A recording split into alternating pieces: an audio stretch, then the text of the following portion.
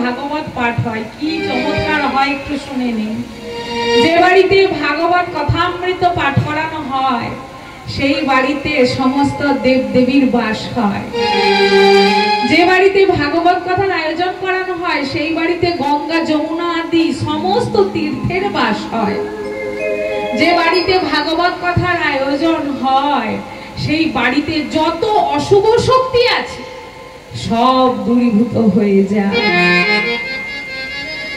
যে বাড়িতে ভাগবত পাঠ হয় তার পূর্বপুরুষেরা যদি কোনো কারণবশত নরকের যন্ত্রণা ভোগ করে আলাদা করে গয়ায় গিয়ে পিণ্ড দান করে তাদেরকে উদ্ধার করতে হবে না।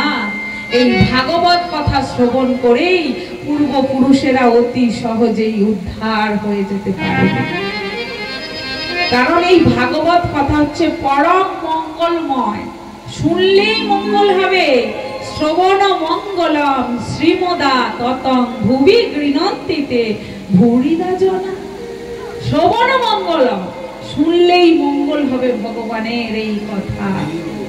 দেখুন কত সুন্দর কথা বলছেন। হ্যাঁ, আগে জানি এই ভাগবত রচনা করেছেন কি? স্বয়ং ব্যাসদেব, যিনি ভগবানের অবতার। নাম তার কি? কৃষ্ণ দ্বৈপায়ন বেদব্যাস। দেখো কৃষ্ণ নাম কেন? কারণ তার অঙ্গের রং ছিল কালো, তাই নাম ছিল কৃষ্ণ। দ্বৈপায়ন কেন? তিনি দ্বীপে জন্মগ্রহণ করেছিলেন, তাই তার নাম দ্বৈপায়ন।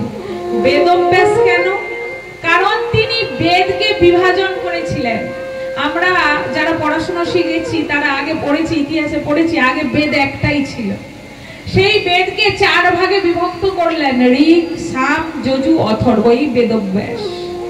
এই বেদব্যাস অনেক পুরাণ আদি রচনা করেছেন, অন্তিমে গিয়ে এই ভাগবত কথা রচনা করেছেন। দেখুন এইখানে ব্যাসদেব ব্যাসমুনি বলছেন, নিত্যং ভাগবতং যস্তু পুরাণং পঠতে নর পুত্তক্ষরং ভবেতস্য কপিলাদানজান ফলং। যে ব্যক্তি প্রতিদিন ভাগবত মহাপুরাণ পাঠ করে সে প্রতিটি অক্ষর উচ্চারণের সাথে সাথে কপিলা গোদানের ফল বাড়িতে বসেই লাভ করে। প্রত্যেক দিন যদি বাড়িতে বসে, মাথা থেকে পা পর্যন্ত সুস্থই তো আছে গো, কখন না কখন ওই রকম স্ট্রোক, হার্ট অ্যাটাক, এইরকম মৃত্যুর ডাক এসে গেলে চলে যেতে হবে, বলো না? মাথা থেকে পা পর্যন্ত সবই তো থাকে। যখন আমরা মারা যাই মাথার চুল থেকে পায়ের নখ পর্যন্ত সবই থাকে তো, নাকি? কিটা চলে যায়? কিটা চলে যায় বলো?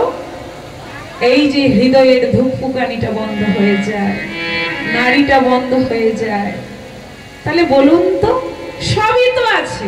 মাথার চুল থেকে পায়ের নখ অবধি সবই তো আছে। যে রূপ দেখে এতদিন স্বামী পিছনে লাড্ডুর মতো ঘুরেছে, যে রূপ দেখে আমরা কত দুনিয়ায় একে তাকে ভুলিয়ে বসে আছি, সে রূপ তো সবকিছুই আছে। কিটা নেই? কোনটা বেরিয়ে গেল? পরমাত্মা রূপী কৃষ্ণটা বেরিয়ে। জয় নিতাই।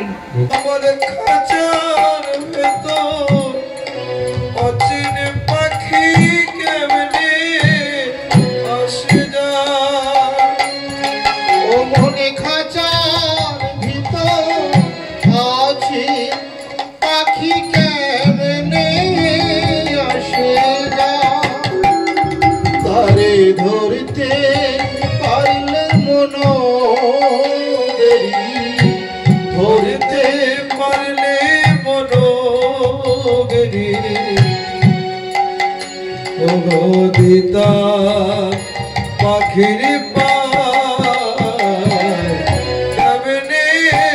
আসে যায়, কোন খাঁচার ভেতর অচিন পাখি কেমনে আসে যায়। মন তুই তুই রইলি খাঁচার আশে খাঁচা যে তোর কাঁচা বাসে মন মন তুই রইলি খাঁচার আশে খাঁচা যে তোর কাঁচা বাসে ওরে মনে তুই রইলি খাঁচার আশে খাঁচা যে তোর কাঁচা বাসে ওরে কোন দিন খাঁচা যাবে খসে কোন দিন খাঁচা যাবে খসে কোন দিন খাঁচা যাবে খসে কোন দিন খাঁচা যাবে খসে হরে নাম মোহনা কেমনে আসে যা ওমর খাঁচার ভেতর অচিন পাখি কেমনে আসে যায় ওমনে খাঁচার ভিতর অচিন পাখি কেমনে আসে যায় ধরতে পারলে মন বেরি ধরতে পারলে মন বেরি দিলাম পাখির পা কেমনে আসে যায় ওমর খাঁচার ভেতর অচিন পাখি কেমনে আসে যায় একবার ভেবে দেখো মা, যতক্ষণ সেই আত্মারূপী পরমাত্মা রূপী অংশটি তোমার অন্তরে আছে, তোমার সন্তান মা বলে ডাকছে, তোমার স্বামী বউ বলে ডাকছে, তোমার বোনেরা দিদি বলে ডাকছে, তোমার পিতা মাতা তোমাকে সন্তান বৌমা রূপে ডাকছে। যেই না অচিন পাখি বেরিয়ে যাবে, সব থাকা সত্ত্বেও তোমার ওই স্বামী এতক্ষণ যে ভালোবাসা দিয়ে তোমার নাম ধরে না জানি কত নাম ধরে ডাকছিল, সেই ডেড বডি লাশ বলে ডাকবে, মৃতদেহ। হ্যাঁ গো মা, এই যে আত্মাটাকে ধরে রাখার জন্য সরকার অনেক তৈরি করেছে সরকারি হাসপাতাল, তাই না? বেসরকারি হাসপাতাল, বড় বড় ডাক্তাররা লন্ডন, ইউরোপ, আমেরিকা থেকে ফেরত এসেছে সব, কিন্তু কেউ কি ঠেকাতে পেরেছে গো?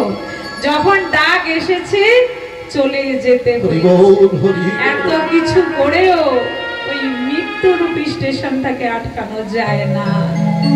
জন্মিলে মরিতে হবে, অমর কে কোথা রবে। জন্মেছো যখন মৃত্যু হবে। যতই হাসপাতাল, নার্সিং হোম, বড় বড় ডাক্তার থাকুক না কেন, অন্তিম ডাক্তার তারই আসবে। বলে না, যখন সব শেষ হয়ে যায়, যখন ডাক্তাররাও রাস্তা না খুঁজে পায়, তখন বাড়ির লোককে বলে ওপরওয়ালার উপর ভরসা রাখো, ওপরওয়ালাকে ডাকে। তাই তারও উপরে, ডাক্তারদের উপরেও যদি কিছু থাকে, তা হলো উপরওয়ালা, মানে ভগবান। যার ইচ্ছায়, ইচ্ছা ভিন্ন গাছের একটা পাতাও নড়ে না। যার ইচ্ছায় এই বিশ্ব সংসার চলছে, সেই ভগবান। প্রথমেই বললাম মাগো, সেই ভগবানকে ভালোবাসতে হবে। এবার কথা হচ্ছে, আমরা তো এখন ভগবান সবাইকে মানি, দেবাদিদেব মহাদেব ভগবান, কালী ভগবান, সরস্বতী ভগবান। বলছে না, একমাত্র স্বয়ং ভগবান হলেন কৃষ্ণচন্দ্র। বাদ বাকি সবাই যাদের কথা বলছেন তারা ভিত্ত মাত্র। বলছে তোমার এত বড় সাহস, সমস্ত দেবদেবীদেরকে তুমি চাকর বলছো? হ্যাঁ গো মা, ভগবান আদেশ করেছেন ব্রহ্মাকে, তাই ব্রহ্মা সৃষ্টি করেছেন। ভগবানের কথা অনুযায়ী ব্রহ্মা কাজ করছে। বিষ্ণুকে আদেশ করেছেন পালন করার জন্য, তাই বিষ্ণু এই জগৎ সংসার পালন করছেন। এবং দেবাদিদেব মহাদেবকে সংহার করার আদেশ করেছেন, তাই দেবাদিদেব মহাদেব অন্তিমে এই পৃথিবীর সংহার করবেন, প্রলয় আনবেন। তাই বলছি মাগো, যতক্ষণ দেহে প্রাণ আছে, যার জন্য এই জগৎ মাঝারে তুমি পরিচিতি হয়ে আছো, যে বেরিয়ে যাওয়া মাত্রই এই জগৎ মাঝারে সমস্ত আধার কার্ড, ভোটার কার্ড সব মূল্যহীন হয়ে যাবে। যত বড় অট্টালিকা বানাও না কেন সেটাও তোমার কাছে মূল্যহীন। যত বড় এই সুন্দর থাকার জন্য কামরা বানাও না কেন সেটাও তোমার কাছে কোনো মূল্য থাকবে না। কিচ্ছু সঙ্গে যাবে, কিচ্ছু সঙ্গে যাবে। সারাদিন সারা জীবন মাথার ঘাম পায়ে ফেলে অনেক লাখ লাখ টাকা ব্যাংকে রেখেছো, কিছু সঙ্গে যাবে? লাখ টাকার 1 টাকাও তোমার সঙ্গে যাবে? হ্যাঁ, বড় বাড়ি বানিয়েছো, সঙ্গে যাবে? যাবে কেন? একটা ইট দেবে না? এত টাকা খরচ করে মাথার ঘাম পায়ে ফেলে বানিয়েছো, যে দেবে না? হ্যাঁ, দেবে না। এমন কি তোমার যে সহধর্মিনী মানে স্ত্রী তোমার সঙ্গে সঙ্গে 24 ঘন্টা থাকে, সে সহধর্মিনীও সঙ্গে যাবে না। তাই বলছি মাগো, যেটা সঙ্গে যাবে, তাহলে কি সঙ্গে যাবে? কিছুই কি সঙ্গে যাবে না? যাবে কিছু সঙ্গে? এই যে আমার কানাই বাবা আজকে ভাগবত পাঠের আয়োজন করেছে, ভক্তদের সেবা দেবে, তাই না? তো এই যে সৎকর্ম, এই সৎকর্মটা বাবার আমার সঙ্গে যাবে। যদি কিছুটা হরিনাম করে যেতে পারে, সেই নাম বাবার সঙ্গে যাবে। যদি ভগবানকে একটু ভালোবেসে তার চরণে তুলসী চন্দন অর্পণ করতে পারে, তাকে একটা মালা পরাতে পারে, সেটা তার সঙ্গে যাবে। মানে যা সৎকর্ম করবে সেই সৎকর্মগুলি আমার বাবার সঙ্গে যাবে। এই যে বাড়ির একটা ইটও তার সঙ্গে যাবে না, স্ত্রী পুত্র পরিজন সঙ্গে যাবে না, ব্যাংকের টাকা পয়সা গাড়ি কিছুই সঙ্গে যাবে না। এবার কথা হচ্ছে, আচ্ছা এই জন্মে না হয় সঙ্গে গেল না, পরের জন্মে আমি যে জনিতেই জন্মগ্রহণ করি না কেন, সেই জনিতে আমি ফিরে পাবো তো? এই জন্মে যা রেখে যাব পরের জন্মে ফিরে পাবো তো? কি গো ও মায়েরা কথা বলো, ফিরে পাবো না? হ্যাঁ পাবো। কোনগুলো ফিরে পাবো? এই জন্মে ব্যাংকে 1 লাখ টাকা রাখলে 50 পয়সাও তুমি পাবে না, কিন্তু এই জন্মে যদি তোমার এই হিদ মন্দির রূপী ব্যাংকে 1 মালা হরি নাম রূপী সম্পদ সঞ্চয় করে যাও, পরের জন্মে তুমি ওই 1 মালা হরি নাম রূপী কৃষ্ণ নাম রূপী সম্পদ পাবে। এই যে এই জন্মে আজ 1 দিবসীয় ভাগবত কথার আয়োজন করলেন, ভাগবত পাঠের আয়োজন করলেন, পরের জন্মে এই যে পূর্ণ ফলটা উনি পাবেন। সর্বধর্মের সার, সমস্ত বেদের সার এই শ্রীমৎ ভাগবত। কেমন করে ভগবান কেমন করে হলো? এই ভাগবতের মধ্যে 18,000 শ্লোক আছে, 335টি অধ্যায় আছে এবং 12 স্কন্ধ আছে, মানে 12টা ভাগ আছে। বলছে ওই 12টা ভাগ অন্য কিছুই নয়, ভগবানের 12 অঙ্গ। সেই 12 অঙ্গই 12 ভাগ রূপে এই ভাগবতে সমন্বিত হয়ে আছে। কোন কোন 12 অঙ্গ? আমরা ভাগবতের প্রথম এবং দ্বিতীয় স্কন্ধ যেটা পাই সেটা ভগবানের 2 চরণ, তৃতীয় এবং চতুর্থ ভগবানের 2 জাঙ্ঘা, পঞ্চম ভগবানের নাভি প্রদেশ, ষষ্ঠ হলো ভগবানের হৃদয়, সপ্তম অষ্টম ভগবানের 2 ভুজা, নবম হলো ভগবানের কণ্ঠ, দশম হলো ভগবানের মুখ গহ্বর, একাদশ হলো ভগবানের ললাট, দ্বাদশ হলো ভগবানের শ্রীমস্তক। ভগবানের ওই 12 অঙ্গ বিশিষ্ট 12 অঙ্গই এই ভাগবতের 12 স্কন্ধ বিশিষ্ট হয়ে আছে। তাই ভগবান আর ভাগবতের মধ্যে বিন্দু মাত্র পার্থক্য নেই। ভগবানেরই বাংময় প্রতিমূর্তি মানে শব্দময়ী প্রতিমূর্তি রূপে এই ভাগবত আপনাদের কাছে আছে। ওম নমো ভাগবতে